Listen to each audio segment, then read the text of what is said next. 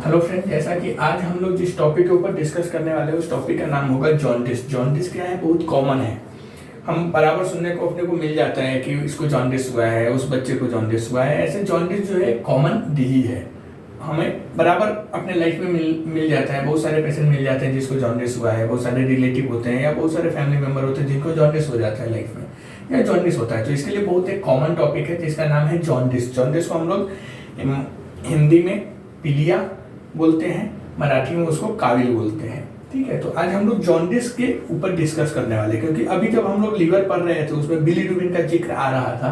तो इसमें जॉन्डिस जो होता है, जॉन्डिस में बिलीरुबिन ही प्ले इंपॉर्टेंट रोल करता है। तो इसके लिए हम लोग आज जॉन्डिस के ऊपर डिस्कस करने वाले हैं कि जॉन्डिस क्या होता है, और साथ में इसका हम एक नोट्स भी आपको बताने वाले हैं कि जॉन्डिस होता क्या है। ठीक है, तो जॉन्डिस क्या है, तो इसका पहला जो नोट्स होगा उसके लिए jaundice is a condition. Jaundice is a condition in the body. In the body. Okay. Jaundice क्या है? हमारे बॉडी का jaundice is a condition in the body which changes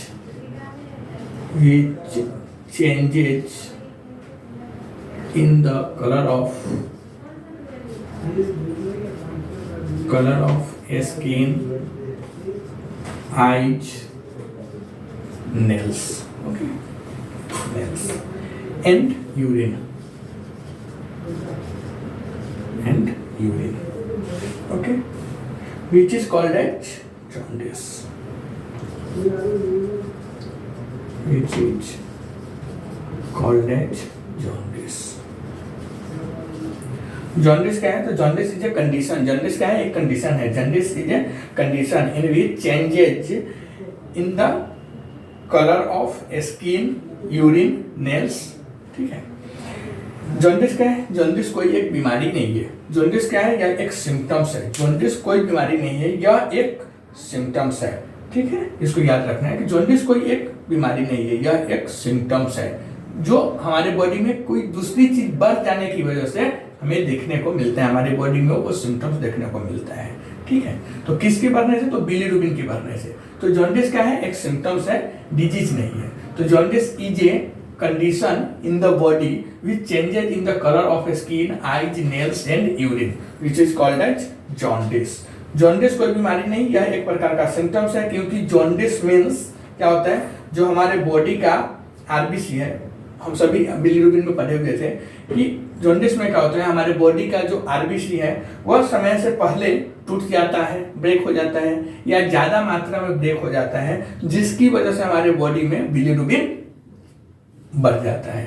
पहला जो इसका एक सिम्टम, पहला जो एक ओवरऑल जो देखने को मिला है उसमें एक ऐसा है कि जॉन्डिस मीन्स क्या है कि हमारे बॉडी का जो आरबीसी है वह समय से पहले, मतलब आफ्टर 120 डेज के बाद टूटता है, उससे पहले, समय से पहले या फिर एक्सेस क्वांटिटी, ज्यादा क्वांटिटी में अगर टूट जाता है तो हमारे बॉडी में बिलीरुबिन का वॉल्यूम लेवल बढ़ जाता है। ठीक है, तो पहला तो ये हुआ। दूसरा इसमें तो लिखना है नोट्स में कि jaundice is mainly due to, jaundice is mainly due to increased amount of bilirubin in the body, increased amount of bilirubin, ठीक है, bilirubin in the body, and that condition is called as, that condition is called as hyperbilirubinemia.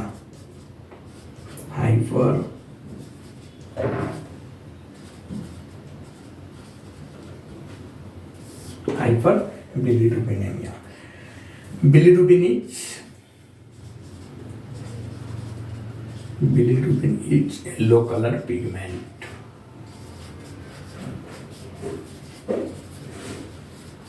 Yellow color pigment. यहाँ पे ध्यान देना है कि jaundice क्या है? तो jaundice is mainly due to increase amount of bilirubin in the body. हमारे बॉडी में इंक्रीज मतलब ज्यादा बिलीरुबिन की मात्रा ज्यादा हो जाती है, जिसकी वजह से जॉन्डिस होता है। एंड दैट कंडीशन, अगर हमारे बॉडी में हमारे ब्लड जो हम टेस्ट करते हैं ब्लड के सीरम में, अगर जो हमारा बिलीरुबिन है वह ज्यादा हो जाता है, इंक्रीज हो जाता है, उस कंडीशन को हम लोग क्या बोलते हैं, तो that is called as hyper bilirubinemia, hyper bilirubinemia. तो याद रखना है jaundice is mainly due to, क्यों किससे होता है, तो due to increase amount of bilirubin in the body and that condition is called as hyper बिलीरुबिनेमिया।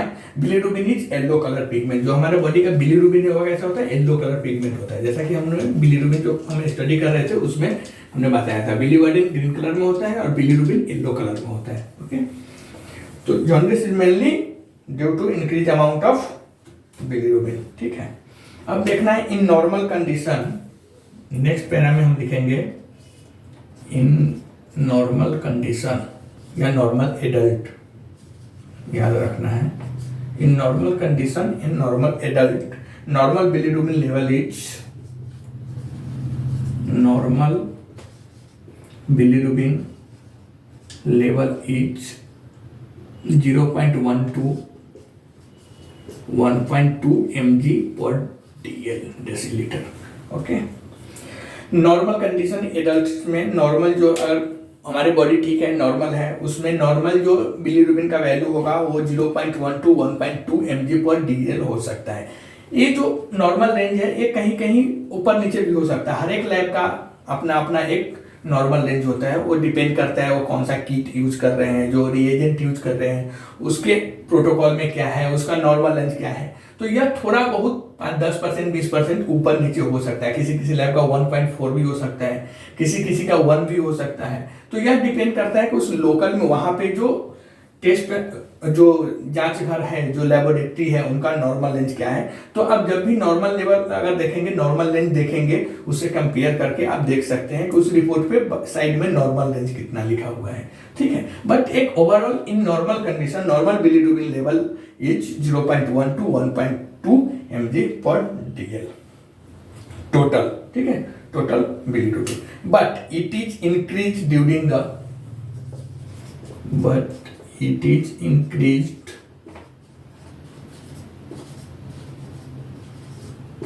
during the jaundice। Jaundice में क्या होता है, but it is increase during the jaundice. Jaundice में हमारा बिलीरुबिन क्या होता है, बढ़ जाता है, और बढ़ के कितना होता है, तो 2.025 या इससे ज्यादा भी हो सकता है mg पर dl। In normal condition, normal bilirubin is 0.1 to 1.2 mg per dl, but it is increased कब बढ़ता है, तो इन द जॉन्डिस कितना 2 से 5, 7 से कुछ भी हो सकता है।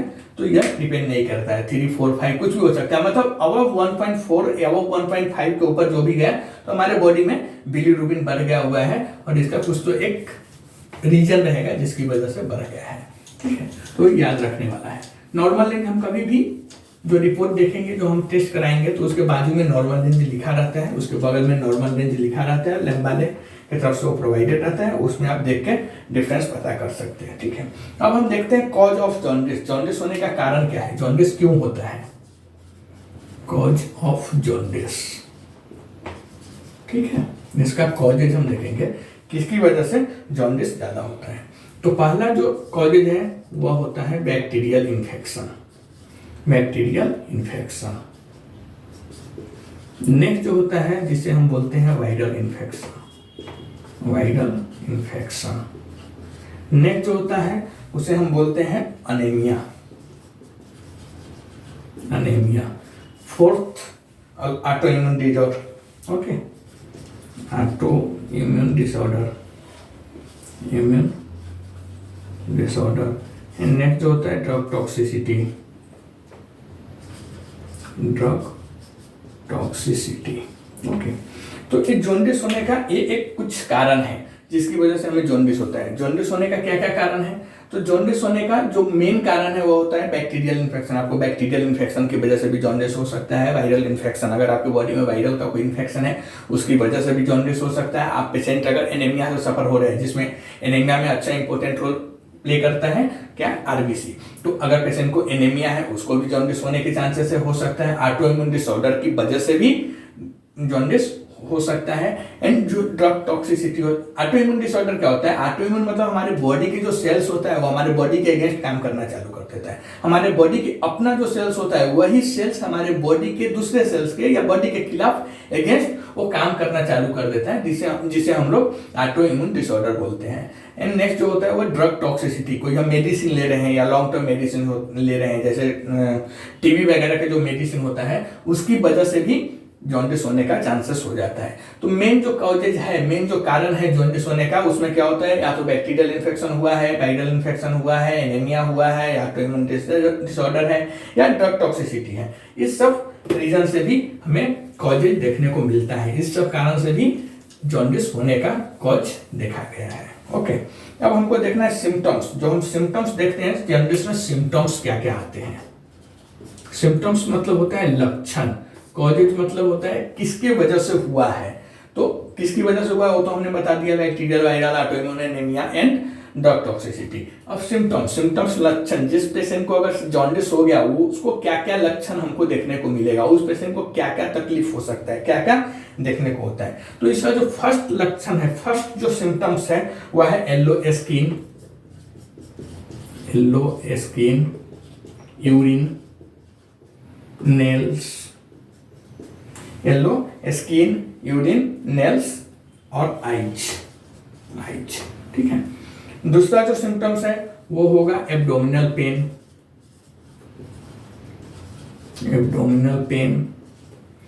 नेक्स्ट जो सिम्टम है जैसे हम देखते हैं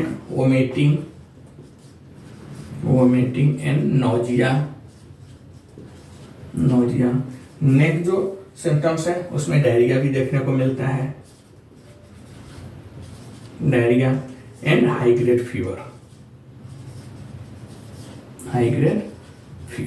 ओके, तो जो जॉन्डिस के पेशेंट्स होते हैं, जो टिपिकल जॉन्डिस के पेशेंट होते हैं, उनमें ये सब सिम्टम्स देखने को मिलता है। कौन कौन से सिम्टम्स देखने को मिलता है? तो skin, urine, nails and eyes जो होता है वो येलो कलर का हो गया रहता है, पीला कलर का, क्योंकि बिलीरुबिन डिपोजिट हो जाते हैं हमारे स्किन में, और यूरिन में जब हो जाता है बिलीरुबिन एक्सेस तो क्या होता है? येलो कलर कर देता है, क्योंकि हमारी जो बिलीरुबिन है वह येलो कलर पिगमेंट है। तो येलो कलर पिगमेंट की वजह से क्या होता है? हमारी skin, urine, nails and eyes को वह येलो कलर में कन्वर्ट कर देता है। ठीक है। नेक्स्ट जो सिम्टम्स है जो इस पेशेंट को, जॉन्डिस वाले पेशेंट को देखने को मिलता है, जिसे हम लोग बोलते हैं एब्डोमिनल पेन, मतलब पेशेंट को पेट में दर्द भी हो सकता है, पेशेंट उल्टी भी कर सकता है, उसको चक्कर भी आ सकता है, डायरिया, लूज मोशन, बार बार दस्त भी लग सकता है, और फीवर भी देखने को मिलता है। जॉन्डिस वाले पेशेंट को बहुत फीवर भी देखने को मिलता है। ठीक है। अब हम देखते हैं कि टाइप्स ऑफ जॉन्डिस, जो नॉर्मल जॉन्डिस है उसके कितने टाइप्स होते हैं। ओके, कितने प्रकार के होते हैं टाइप्स। ओके, टाइप्स, जॉन्डिस के कितने टाइप्स होते हैं? तो इस मेनली इसका 3 टाइप्स होता है, जिसे हम लोग बोलते हैं, फर्स्ट को pre hepatic jaundice,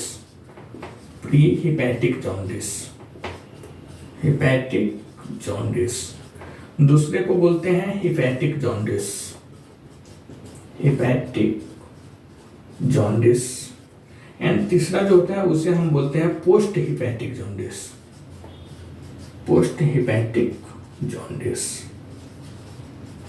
jaundice mainly 3 types के होते हैं, जिससे हम लोग बोलते हैं pre hepatic jaundice, hepatic jaundice and post hepatic jaundice. याद करने के लिए आप इसे कर सकते हैं, हिपैटिक के पहले एक प्री लगाना है, एक पोस्ट लगाना है, और बीच में जो रहेगा वो हिपैटिक रहेगा। तो 3 टाइप्स में होते हैं, pre hepatic jaundice and post hepatic jaundice. Okay, but इसका सबका एक एक नाम और है। प्री हिपैटिक जॉन्डिस को हम बोलते हैं हिमोलाइटिक जॉन्डिस। याद रखना, क्वेश्चन में बार बार घुमा के पूछते हैं, प्री हिपैटिक की जगह पे आपको हिमोलाइटिक जॉन्डिस भी पूछ सकते हैं, बट दोनों होता सेम है। प्री हिपैटिक जॉन्डिस को हम बोलते हैं हिमोलाइटिक जॉन्डिस, हिपैटिक जॉन्डिस को हम बोलते हैं हिपैटोसेलुलर जॉन्डिस,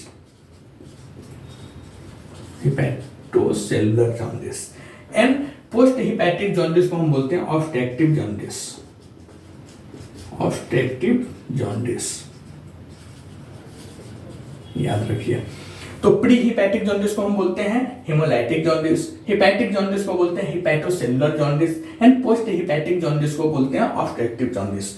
दोनों सेम है, सिर्फ नाम अलग अलग है। Pre hepatic hemolytic, hepatic hepatocellular and post hepatic obstructive, ठीक है, एक एक नाम एक्स्ट्रा है। अब हम देखते हैं कि इसे प्री हिपैटिक या पोस्ट हिपैटिक या हिपैटिक क्यों, किस बेस पे इसको अलग अलग किया गया। इसको टाइप्स मतलब जॉन्डिस मतलब जॉन्डिस, लेकिन किस टाइप के हैं, इसको क्यों ऐसा किया गया, तो इसका कुछ तो एक वैलिड रीजन है जिसकी वजह से इसको अलग अलग किया गया, अलग अलग कैटेगरी में रखा गया, अलग अलग टाइप्स में बांटा गया, pre hepatic, hepatic and post hepatic. तो हम आज एक डिफरेंस देखते हैं कि प्री हिपैटिक कैसे बोलते हैं, प्री हिपैटिक क्यों बोलते हैं इसको, प्री हिपैटिक जॉन्डिस क्यों बोलते हैं इसको, ठीक है। तो प्री हिपैटिक मतलब हम लोग नाम से समझ में आते हैं, हिपैटिक मतलब होता है लीवर और प्री मतलब होता है पहले, ठीक है। मेडिकल टर्म्स में प्री मतलब पहले, पोस्ट मतलब बाद में, और हिपैटिक मतलब लीवर। तो लीवर के पहले जॉन्डिस ऐसा होता है। तो लीवर के पहले जॉन्डिस कैसे होता है वो हम देखते हैं। तो इन प्री हिपैटिक जॉन्डिस, इन प्री हिपैटिक जॉन्डिस, नोट लिखो इसका, इन pre hepatic jaundice, jaundice, in prehepatic jaundice, liver is working properly, liver is working properly, liver is working properly, but before the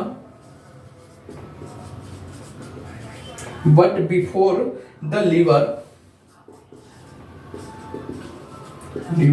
blood cells are destroying so much, blood cells are destroying so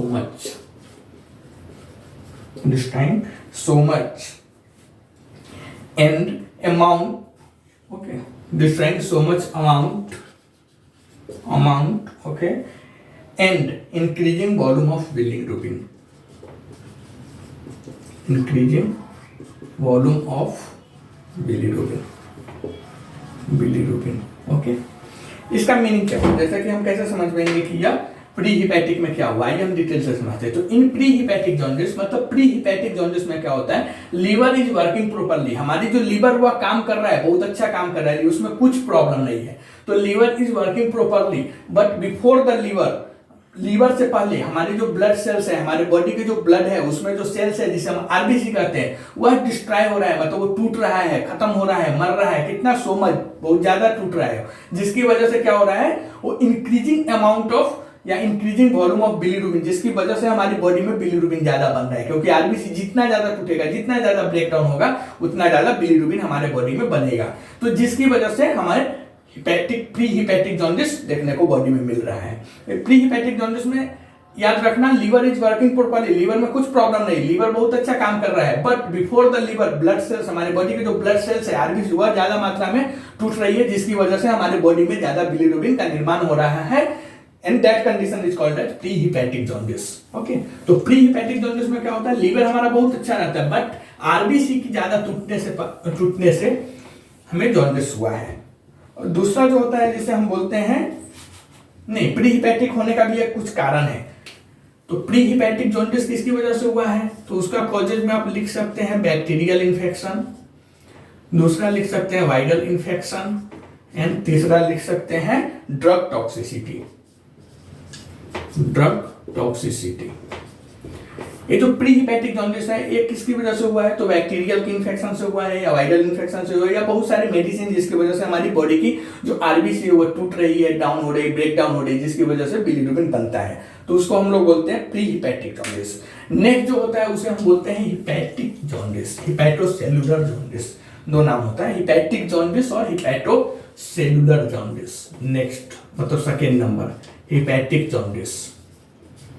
pre hepatic में हमने देखा कि liver properly work कर रहा है, but RBC के टूटने के वजह से वो जॉन्डिस हुआ है। हिपैटिक जॉन्डिस में क्या होता है, तो in the hepatic jaundice, hepatic jaundice, in the hepatic jaundice is due to dysfunctioning of hepatocytes या लीवर सेल्स भी आप लिख सकते हैं, hepatocytes. Okay, which is present in liver, which is present in liver, due to this region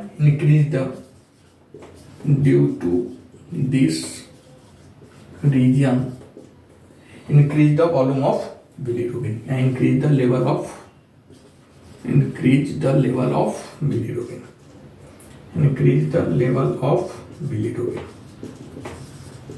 तो pre में हमने देखा कि लीवर हमारा बहुत अच्छा काम कर रहा था, बट आरबीसी ज्यादा टूट रही थी जिसकी वजह से बिलिरुबिन हो रहा था। बट हम देखेंगे हिपैटिक जॉन्डिस में क्या होता है। In the hepatic jaundice is due to dysfunctioning of hepatocytes. Main यहाँ पे जो है वो इसको याद रखना है, डिसफंक्शनिंग ऑफ हिपैटोसाइट्स। हमारा जो हिपैटोसाइट्स किसे बोलते हैं, तो लीवर सेल्स।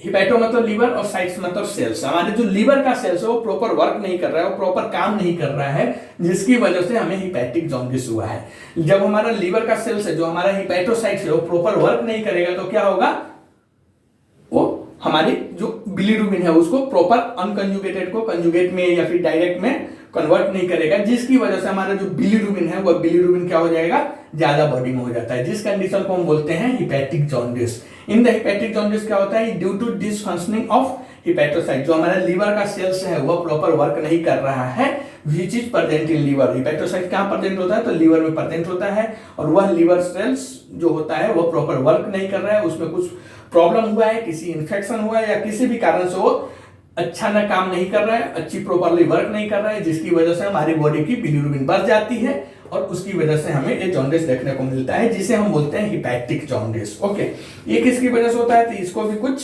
कारण है। इसके जो कॉजेज होंगे वो होंगे वायरल इन्फेक्शन या अल्कोहलिज्म, अल्कोहल ड्रिंकिंग।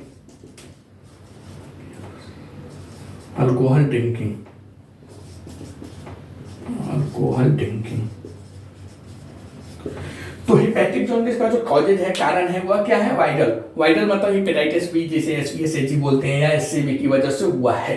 ठीक है, एसबीएसएजी या एससीबी की वजह से वो हिपैटिक जॉन्डिस होता है। या अल्कोहल इंटेक, अगर हम ज्यादा इंटेक कर रहे हैं अल्कोहलिज्म पेशेंट है, उसमें हिपैटिक जॉन्डिस देखने को मिलता है, क्योंकि अल्कोहल की वजह से हमारी जो लीवर सेल्स होता है वो धीरे धीरे काम करना बंद कर देता है। ठीक है, तो वो होता है। नेक्स्ट जो होता है जिसे हम बोलते हैं post hepatic jaundice.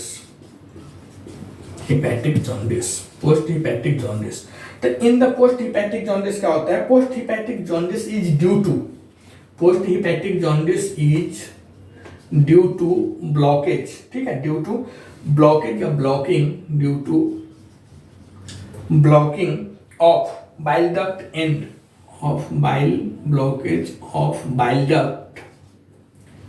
bile duct and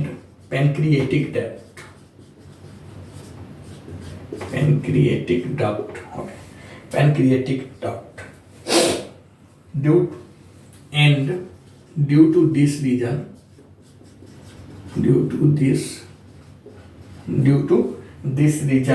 the increase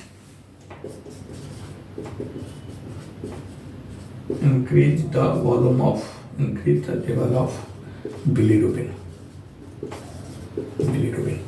तो प्री हिपैटिक में जैसा हमने देखा कि हमारा लीवर सेल वर्किंग कर रहा था प्रॉपरली, बट आरबीसी हमारी ब्लड सेल ज्यादा टूट रही थी या समय से पहले टूट रही थी, जिसकी वजह से हमें जो जॉन्डिस हुआ उसे हम प्री हिपैटिक बोलते हैं। हिपैटिक में क्या होगा, अल्कोहल या वायरल इन्फेक्शन या किसी और कारण से हमारा जो लीवर का सेल्स है वो प्रॉपर वर्क नहीं कर रहा है, जिसकी वजह से जो जॉन्डिस हुआ है उसे हम हिपैटिक जॉन्डिस बोलते हैं। बट पोस्ट हिपैटिक जॉन्डिस में क्या होता है, post hepatic jaundice is due to blocking of bile duct and pancreatic duct. हमारे बॉडी के जो बाइल डक्ट है, या जो जिसको बाइल डक्ट को पित्ताशय वाली डक्ट, जो पित्ताशय की नली है, पित्त की जो नली है, उसमें ब्लॉकेज है, या पैनक्रिएटिक जो हमारा पैनक्रियाज है, वो अगर पैनक्रिएटिक डक्ट जो नली है उसमें अगर कुछ ब्लॉकेज है, वो प्रॉपर उसमें बाइल आ जा नहीं रहा है, जिसकी वजह से क्या होता है, हमारे बॉडी की बिलिरुबिन बढ़ जाती है, और उस कंडीशन को हम पोस्ट हिपैटिक जॉन्डिस बोलते हैं। तो post hepatic jaundice is due to blocking of bile duct and pancreatic duct only. ठीक है, तो जो पोस्ट हिपैटिक जॉन्डिस हुआ किसकी वजह से हुआ है, तो बाइल डक्ट और जो हमारा पेनक्रियाटिक डक्ट है वो ब्लॉक हुआ है, इसकी वजह से नहीं हुआ। ये पोस्ट हिपैटिक जॉन्डिस। तो जैसा कि आपने जान लिया प्री और पोस्ट हिपैटिक में क्या क्या डिफरेंस है। तो प्री एंड पोस्ट में यही, प्री पोस्ट एंड हिपैटिक तीनों में बड़ा। हिपैटिक मतलब लीवर सेल प्रॉपर काम नहीं कर रहा है, पोस्ट हिपैटिक मतलब हमारा बाइल और पेनक्रियाटिक डक्ट में ब्लॉकेज है, एंड प्री हिपैटिक जॉन्डिस में हमारा लीवर तो वर्किंग कर रहा है अच्छा, लीवर हमारा काम अच्छा कर रहा है, बट जो हमारा आरबीसी है, ब्लड सेल्स है, वो ज्यादा टूट रही है, इसकी वजह से हो सकता है। अब इसको डायग्नोसिस, अगर किसी को जॉन्डिस हुआ है वो हम कैसे पता करेंगे कि उसको मेडिकली हम कैसे पता करेंगे कि इसको जॉन्डिस हुआ है। तो उसके लिए हमें डायग्नोसिस करना पड़ता है। डायग्नोसिस में क्या करना पड़ता है, तो इसमें जैसे बिलीरुबिन टेस्ट के द्वारा हम पता करेंगे कि पेशेंट को जॉन्डिस हुआ है कि नहीं, या फिर एलएफटी लीवर फंक्शन टेस्ट, इसमें सारी टेस्ट आ जाती है, उससे कंफर्म पता चल जाता है, या फिर यूरिन एग्जामिनेशन, यूरिन से भी हम पता कर सकते हैं कि पेशेंट को जॉन्डिस हुआ है कि नहीं। बहुत सारे कंडीशन में यूएसजी वगैरह भी करना पड़ता है, अगर पेशेंट को सोनोग्राफी भी करना पड़ता है, अगर लीवर में कुछ ज़्यादा ही फंक्शन है, ज़्यादा ही डिसफंक्शन है, या लीवर में कुछ ज़्यादा ही प्रॉब्लम है, तो ऐसा हमें करना पड़ता है। बट मेनली एलएफटी ब्लड से जो टेस्ट किया जाता है, या फिर बिलीरुबिन, ये से टेस्ट करा के हम पता कर सकते हैं कि पेशेंट को जॉन्डिस हुआ है कि नहीं। अब कंट्रोल कैसे कर सकते हैं, अगर जॉन्डिस हुआ है उसको हम कैसे ठीक करना है, कैसे कंट्रोल कर सकते हैं। तो इसमें कंट्रोल करने के लिए, आप जॉन्डिस को कंट्रोल करने के लिए सबसे पहले स्टार्ट कर देना है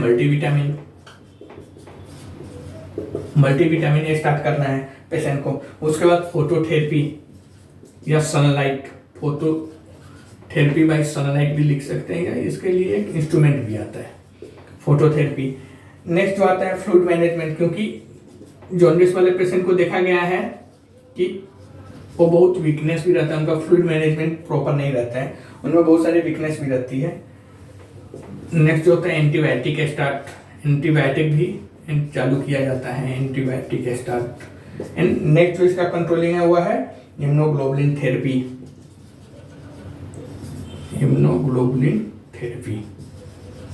तो ये सब जो पॉइंट है उससे हम कंट्रोल कर सकते हैं जॉन्डिस को कंट्रोल करने में। मतलब उसको ट्रीटमेंट में क्या क्या यूज करेंगे, तो मल्टीविटामिन सबसे पहले ऐड कर देना है, उसके बाद फोटोथेरेपी बाय सनलाइट के द्वारा, या फिर एक इंस्ट्रूमेंट है उसके द्वारा हम फोटोथेरेपी करते हैं। फ्लूइड मैनेजमेंट, पेशेंट का जो एनएस है, नॉर्मल सलाइन है, डीएनएस है या फ्रुक्टोडेक्स है, ये सब टाइप के हम फ्लूइड लगा के कंट्रोल करते हैं। एंटीबायोटिक स्टार्ट करते हैं, अगर बैक्टीरियल इन्फेक्शन हुआ है, वायरल इन्फेक्शन हुआ है, तो उसके थ्रू भी हम एंटीवायरल मेडिसिन या एंटीबायोटिक्स, एंटीवायरल भी लिख सकते हैं, एंटीवायरल वायरल इन्फेक्शन है तो, या एंटीबायोटिक्स अगर बैक्टीरियल इन्फेक्शन है तो। उसके बाद अगर ऑटो इम्यून डिसऑर्डर है तो इम्यूनोग्लोबुलिन थेरेपी किया जाता है, जिसकी वजह से हम इसे कंट्रोल कर सकते हैं।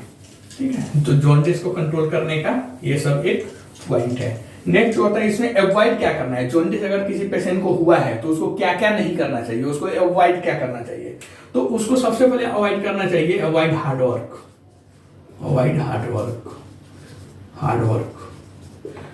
ज्यादा काम नहीं करना चाहिए, ठीक है, रेस्ट करना चाहिए, अवॉइड हार्ड वर्क। उसके बाद ऑयली फूड को नहीं खाना चाहिए, अवॉइड ऑयली फूड करना चाहिए। नेक्स्ट अल्कोहल नहीं पीना चाहिए, अल्कोहल पीने के बाद बहुत कंडीशन बैड हो जाती है, बहुत बेकार हो जाती है। एंड जो इम्पोर्टेंट है, मैं do not take any medicine without doctor prescription. तो इस सबको अवॉइड करना चाहिए। मतलब क्या क्या नहीं करना चाहिए, तो नहीं करना चाहिए जैसे हार्ड वर्क, बहुत सारा मेहनत नहीं करना चाहिए, थोड़ा रेस्ट करना चाहिए। ऑयली फूड बाहर का खाना नहीं खाना चाहिए, या फिर घर का भी जो खाना है उसमें जो फूड है उसमें ज़्यादा ऑयल नहीं होना चाहिए, घी वगैरह ये सब ज़्यादा नहीं खाना चाहिए। नेक्स्ट अल्कोहल, अगर अल्कोहलिज्म पेशेंट है तो उसको अल्कोहल नहीं यूज करना चाहिए। अल्कोहल लेने से और बिलीरुबिन बढ़ेगा और पेशेंट का कंडीशन बैड होगा। एंड कोई भी मेडिसिन हम खुद अपने मन से जाके मेडिकल स्टोर से खरीद के नहीं खाएंगे। उसके लिए do not take any medicine without doctor prescription या परमिशन। डॉक्टर से हमें एडवाइस लेने के बाद ही कुछ मेडिसिन खाना चाहिए। ओके, होप आप लोगों को अच्छा लगा रहेगा जॉन्डिस जो टॉपिक जिसके ऊपर मैंने लेक्चर लिया है, अच्छा लगा रहेगा। नेक्स्ट वीडियो में फिर से मिलते हैं नियोनेटल जॉन्डिस या अदर टाइप के जॉन्डिस के साथ। ठीक है, ओके, थैंक यू।